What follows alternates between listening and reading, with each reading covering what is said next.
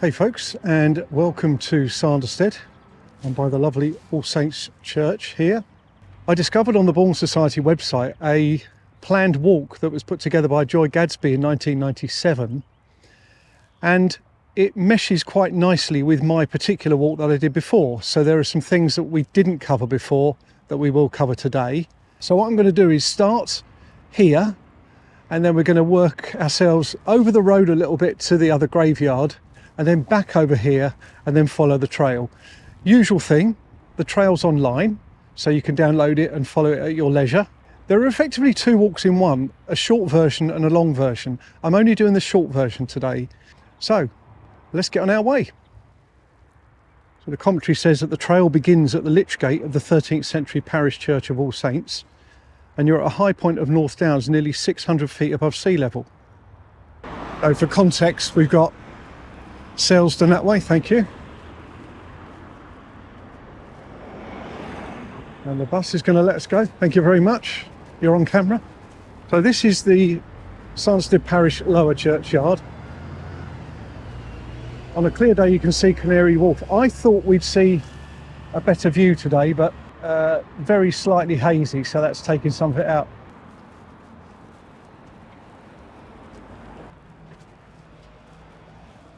The tire of the views of the church there. It seems that whatever angle the light hits it, it's a lovely visual. So we're going to point out a couple of graves. The walk is a loop, so we will come back here at the end. But there's a couple to be highlighted here. And we've got Benjamin Beeson and James and Anne Frozell. I should be clear, it's Benjamin and Jane Beeson. And then next it's James and Anne Frozell, or Frozell, and they ran the village stores, which we'll look at the site of as we follow on the walk. And for context, this is just by the pathway that goes down from the churchyard to All Saints Church Hall, which is there. This is all on the general area that Sanderstead Court used to occupy many moons ago, many decades ago anyway. This is Onslow Gardens. Onslow Gardens itself was named after a former MP for West Surrey. You can just about see in the distance as it gradually goes downhill and then rises up beyond that. But it does prove that this is very much the church on a hill, because you can see it from all the kind of lower ground in the area. Next step is to follow footpath 139 opposite the car park, showing now. And we're going to go towards the Gruffy, which is in there. So it says follow footpath 139. I can assure you that does say 139, even though some of the letters have come off. So this is opposite the car park and opposite the church. And on the left is the Gruffy, an open space enclosed within the Lord of the Manor's Park. Now, when I did the video here originally, I wasn't completely sure of the origins of the name Gruffy, but according to this great leaflet, the name was coined by the Scouts in 1972 and is a Somerset dialect word for the spoil heaps left from lead mining, the Gruffy ground. The miners were called Gruffers, and it's an apt name for this humpy, bumpy open space. We used to bring our bikes up here occasionally as kids, and I thought it was humpy and bumpier than it seems to be now. It actually looks quite flat, but I don't know, maybe if I took a push bike out there it'd be a different story. And here we got the I suppose fairly famous village pond. You can't really come anywhere around Sanderstead without noticing it. A dew pond fed by natural drainage, no spring here, and for centuries it was the source of water for the village and drovers on their way to the Croydon cattle market.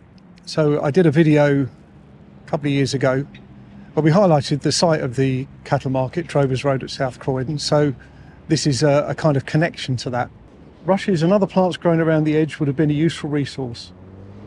Today, with a lower water table, the pond is periodically topped up from a tap incorporated in a memorial to Tom Sherlock, a much loved local resident and benefactor.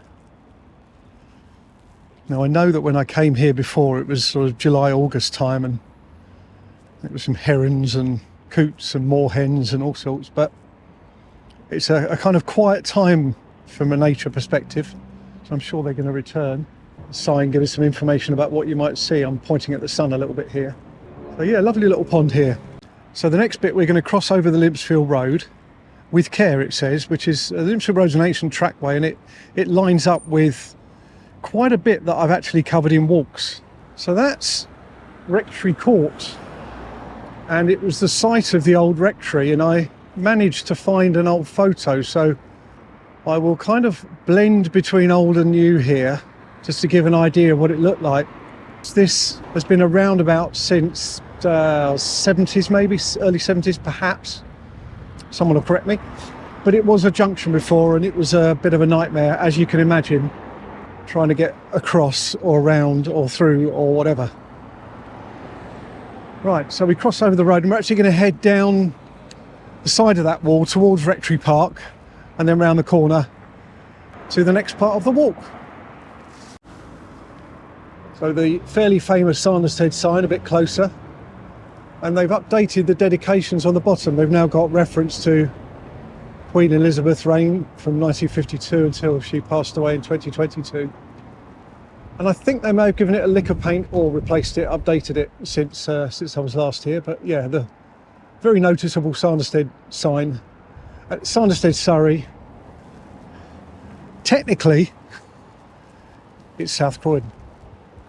Right, we're going to walk alongside the roundabout here, and then we'll turn left into Rectory Park.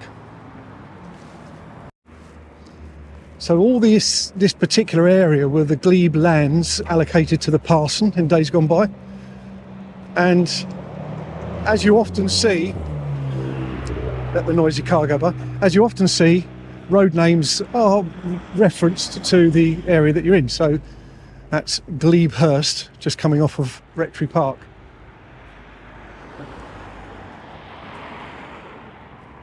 And one particular recollection I have from my childhood days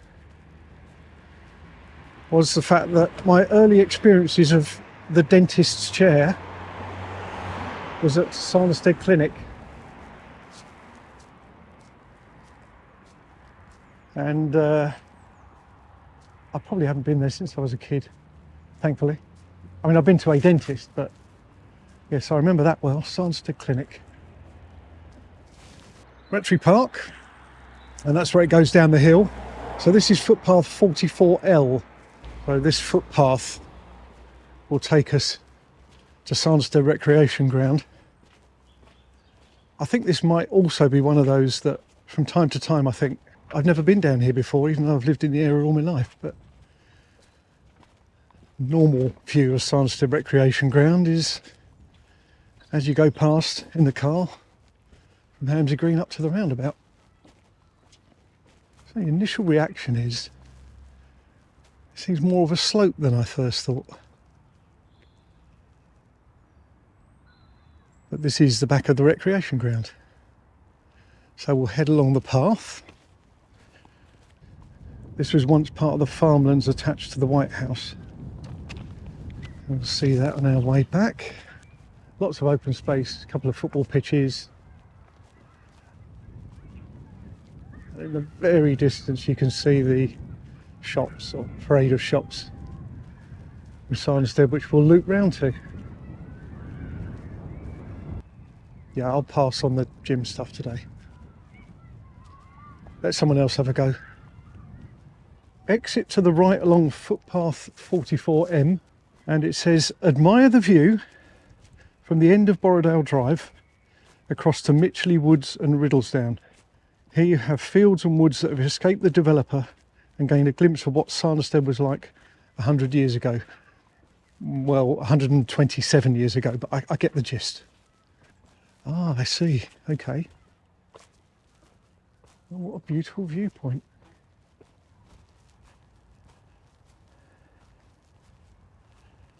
Usual thing that we get round here, just the little hum noise from the traffic nearby. But yeah, it's quite beautiful, isn't it?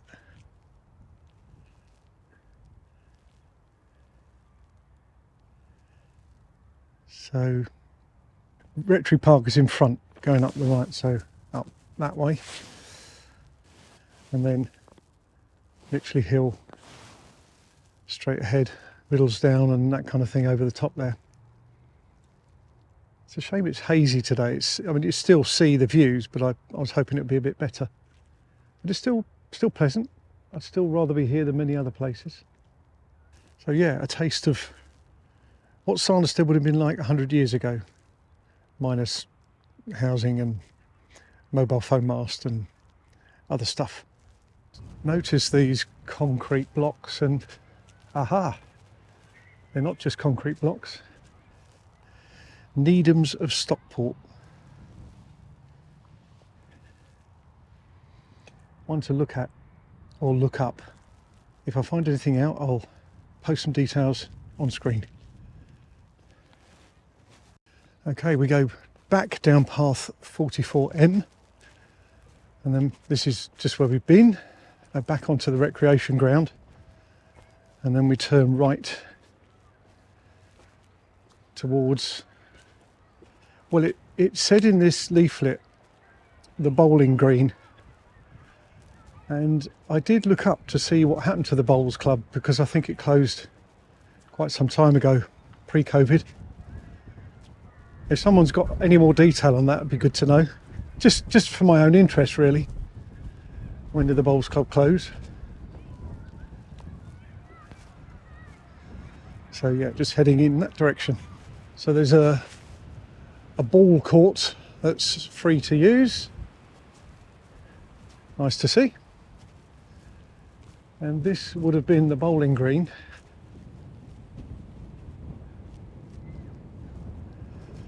No mistaking it really, is there? Completely flat still. And then there's a nursery that occupies what would have been the bowls club pavilion, that kind of thing.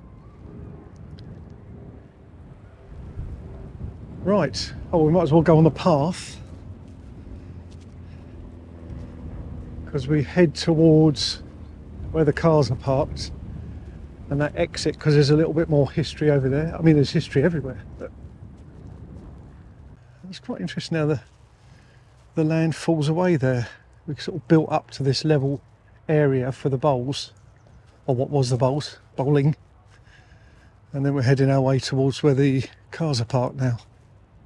I had to go over this a couple of times, but I'll read what it says, which is at the junction of Village Way and Mitchley Grove. So Village Way up that way, Mitchley Grove down that way. Notice the road has made a sharp right angle bend, which is quite obvious. I'll just pan around to show the sharp right angle bend. The footpath you have just left continues westwards in alignment with Village Way. That was the original farm track across the fields to Riddlesdown from Borough Farm.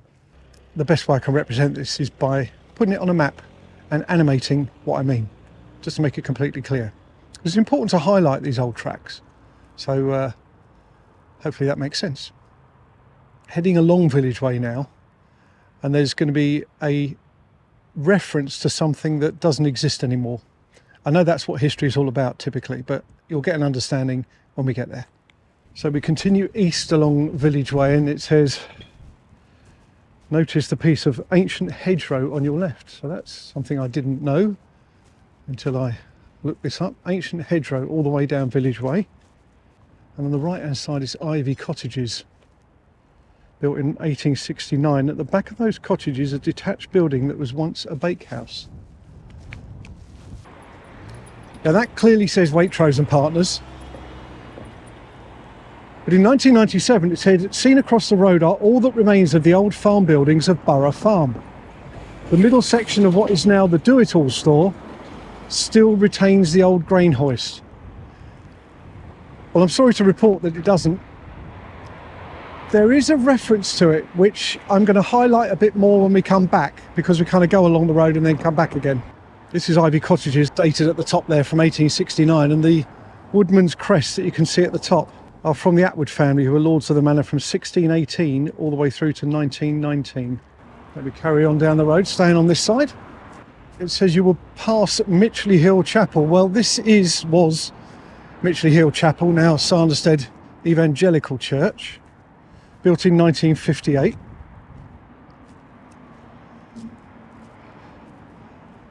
And there used to be an Esso petrol garage on the corner here. Always used to like just swinging in there to get me fuel. So this is Mitchley Hill. We saw in front of us when we had that lovely view at the top of the hill further down. That little diversion on footpath 44M. Actually a nice angle here from what was the fire station. A rather grand apartment block there. What are the chances? A fire engine opposite the old fire station. But just before I highlight the Methodist church, which is just behind me, this majestic wine warehouse in front was a garage. Now, for some time it was a garage for selling cars. There was also a kind of mechanics area at the back, and it was a fuel station at some point. I'm sure we had Esso garages here and just up there on the corner past the fire engine where I highlighted just now. So lots of garages, lots of cars, never had to go too far for petrol. This is a Methodist church. This was built in 1955 and the plot of land was purchased for £100. That was based on the value of the land in 1939 when it was used as pasture for cattle. And we now head along, just briefly take in Atwood School, opened in June 1960 on the site of an Iron Age farmstead. Excavations by the Museum of London have found the farmstead to be extensive, probably inhabited from 600 BC to AD 120.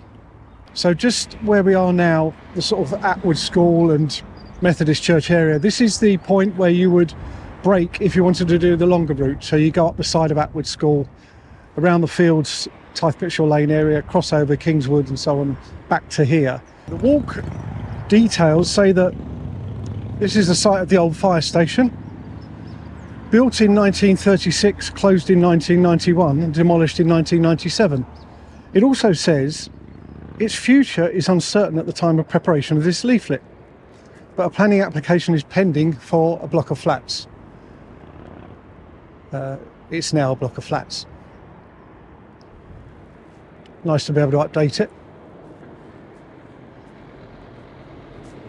And it says we passed two late 19th, early 20th century houses standing back from the road, and in front of these runs an old farm hedge, predominantly elm.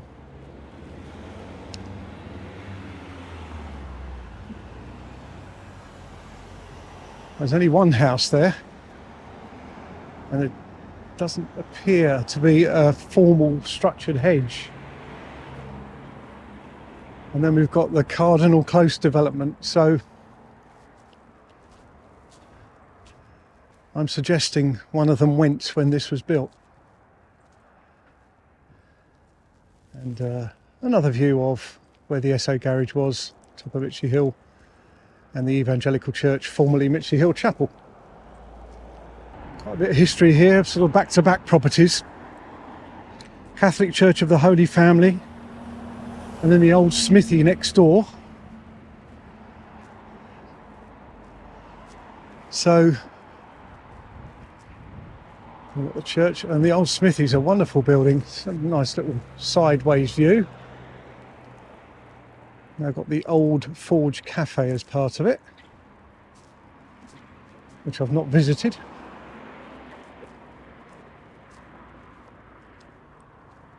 And just go up, we've got the Bourne Society plaque there. I did highlight this in my walk and talk from before.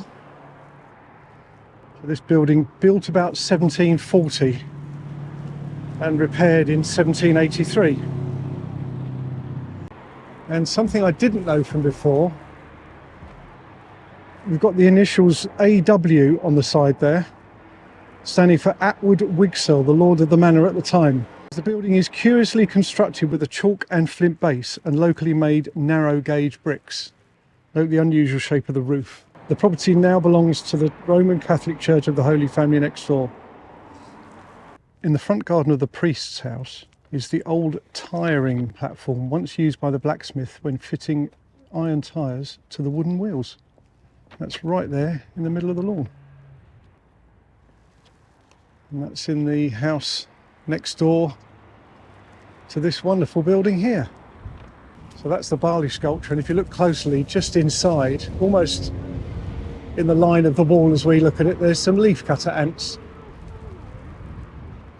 And that's what you see as you go past. And that's the link back to Borough Farm that stood on this site. And that would have been the farm buildings there referenced, where it would have said that the grain hoist was and that kind of thing. I seem to remember very well the Do-It-All store. Focus DIY and some other names. Marley's also back in the day. So in 1997, it said another interesting building on the right, much renovated, is now the premises of the New Century Cleaning Company. Built in 1871, it was once Borough Grange, the farmhouse for Borough Farm, and bears the Atwood Woodman's Axe crest. And now it's some apartments. Similar building style, the kind of mock Tudor finish to what was there before. But since 1997, it has gone. And now we're heading up to the parade of shops. And this is the kind of frontage of shops that we saw when we were the other side. The condition of that with the hoardings up was still the same as it was 2.5 years ago when I did my video. So here we've got the park and the swings and the like. And these shops all go back to the 1930s. So this over the road is the marvellous Beachview cottages, built of flint and local brick, dating to about 1740, which of course is the same date as the forge and blacksmith's building that we saw earlier. This has noticed the lacing course of bricks that runs across the frontage, inserted to present the flint work from bulging outwards. How clever is that? There's been some recent work done to take away the growth from the side of the building, chimney left alone to keep it structurally safe. But 3 lovely properties there. We'll talk about the others as we move along. Next to the cottages we've got the old village stores, partly timber framed. Originally 2 cottages, built probably in the early 19th century before the abolition of the brick tax. So timber framing became popular once again for a time to avoid paying the tax. And this was a shop once kept by the Frozell family.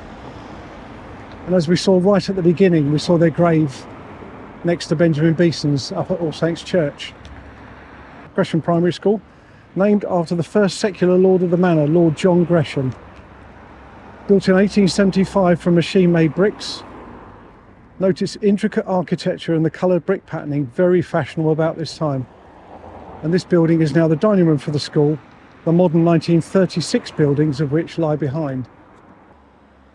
So this is the White House, the oldest secular building in Sanderstead.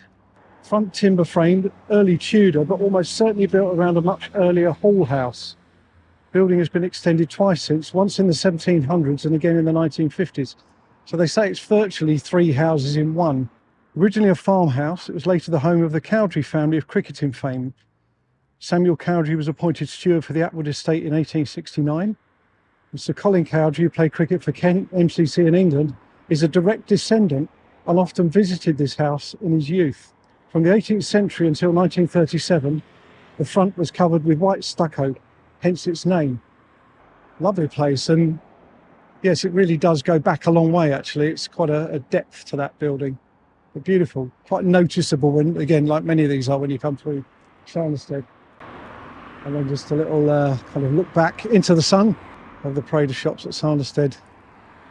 And then the White House, and then just beyond it there's the Sanderstead Cricket Club at the old sawmill. Not going to go down there, but I did mention that briefly in the previous one, which I'll put a link to at the end and in the description. And we've sort of looped back on ourselves really, back onto the Gruffy area. Some fine old trees here, field maple, birch, hornbeam and oak amongst others.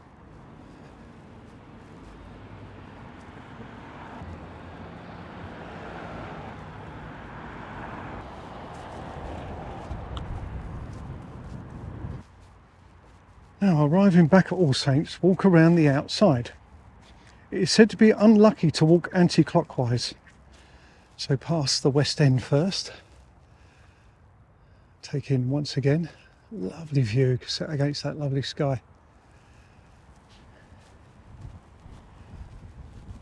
Now, the clock was given in 1844 by a member of the Smith family, Nottingham and London bankers, from the 17th century onwards. The inscription reads Periat e impatuntur. I'm sorry if I've got that wrong.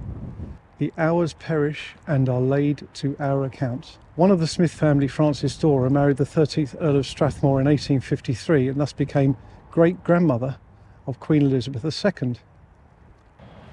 So the north side of the church comprises two modern extensions, the first completed in 1938 and the second in 1981.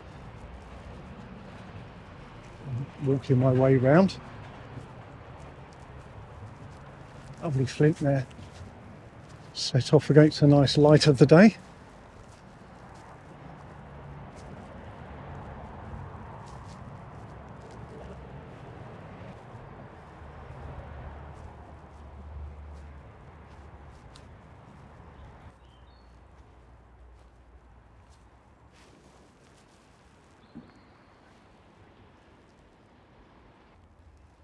As you turn the corner and proceed westward, you will notice a curious hollow stone in the church wall.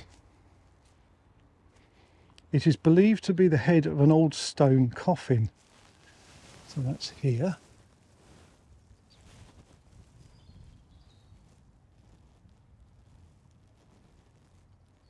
Near to it is a brick inscribed J. Saker 1828.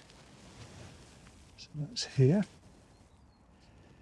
He was the bricklayer who was paid £45, 2 shillings and 11 pence for repair work to the church walls. He must have been proud of his work to sign it in this way. On the same wall close by is a more crudely inscribed stone with the initials WS. Now that could be WS. It says 1828 on there. Believed to be those of his son William, aged about 12 at the time, who later succeeded his father as village bricklayer. But I think that is the one. What a lovely story. And the church itself has much interest, including 2 14th century murals and some fine memorials. Unfortunately, it now has to be kept locked because of vandalism. But during office hours, a key can be obtained from the parish office, which is a shame.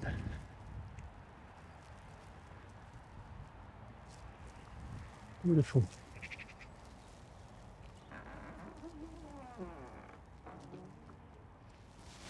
Just after recording that about the murals and saying that the church is normally locked, I saw that someone came out. They're just actually getting ready for a funeral, so I did pop in there and have a very quick look, but not enough time to film, so it was very nice inside there.